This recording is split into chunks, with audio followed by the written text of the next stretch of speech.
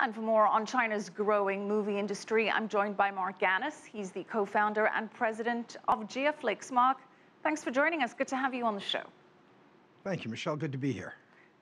Marc, China's box office is on track to be the biggest in the world over the next 2 years. Nomura forecasts that it will be worth $11 billion in 2017, overtaking North America. How much of this revenue is coming from Hollywood? Well, about half of the revenue stays with domestic Chinese pictures, and about half of the revenue is set aside will come from international films, the large majority of which will be films from the Hollywood studios. Well, one of the issues for Hollywood studios is the quota system, and China has quotas on the number of foreign films that may be screened. At the moment, it's 34, but this is expected to open up further in the near future. What are you hearing? Well, the agreement with the World Trade Organization expires in 2017. That's the agreement that allows the quotas at the 34 films. And the Chinese government will negotiate with the WTO. And we're hearing that that may stay the same, or it may increase by some modest amount thereafter. But those negotiations have yet to take place. Well, Marc, in the meantime, we're seeing Hollywood films cater specifically to Chinese audiences.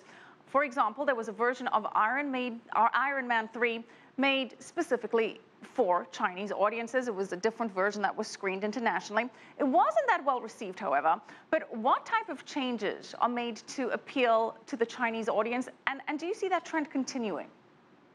Well, the first changes, if there are changes, or at least thought process about being able to play in China, is to make sure that it will meet censorship approval, that it doesn't have things that are overtly political and contrary to China and that kind of thing. And most films don't have that anyway.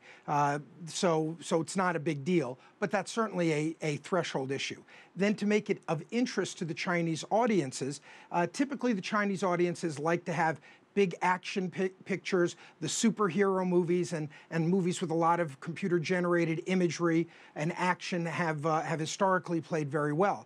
And then if you can have actors and actresses that they're familiar with and like, that they know and want to see on the screen, that helps. If there are places that they see on the screen, locations like set in China, that helps also, because this brings a familiarity and the audiences appreciate that, and it can be marketed better to the people in China.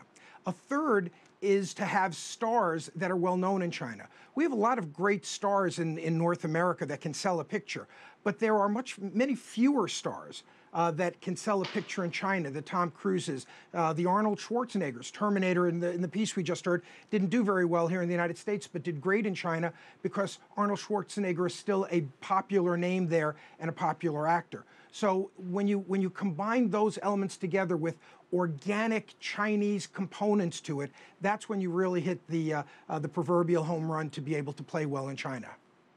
And Marc, that certainly has been on the agenda of many Hollywood film studios. And something else is more closely direct partnerships. Warner Brothers, for example, recently formed Flagship Entertainment with China Media Capital to make Chinese language films. Then we have Shanghai Media Group signing a deal with Walt Disney to co-develop Disney-branded movies specifically for China. So how do you see the cooperation between these Hollywood studios and Chinese studios actually playing out and taking form?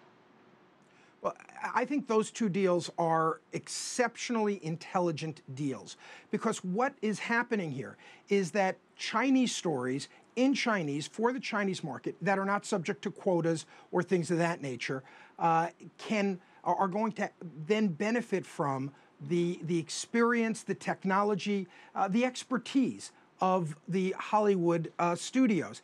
Frankly, the Chinese film industry, as great as its advances have been in the last few years, still has quite a bit to catch up in terms of sound and lighting and cinematography and even the way a film is marketed and things of that nature.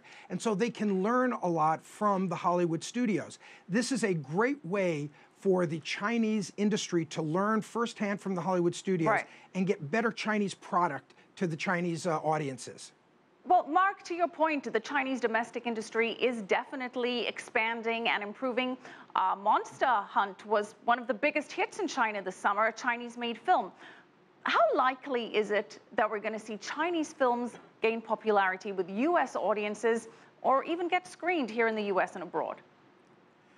We will see more, but we'll see more. For example, Monster Hunt is going to get released here in the United States, which is great. But there's a barrier, and the barrier is language. For whatever reasons, the world film industry has developed so that English is the common language, and subtitles then play around the world on primarily English language films. And as a result, but Americans and people in North America are not used to subtitles. There are some that will go to art house films and things like that. Right. But generally, those aren't very, very popular. So what we need to see are big action movies, CGI, animation films from China that have great stories that can be dubbed without there being in a seamless manner. And when we start seeing some of those, I think we'll see some big hits from China that will play in North America. All right, we'll see how that plays out. Thank you so much, Marc Ganis, co-founder and president of JiaFlix.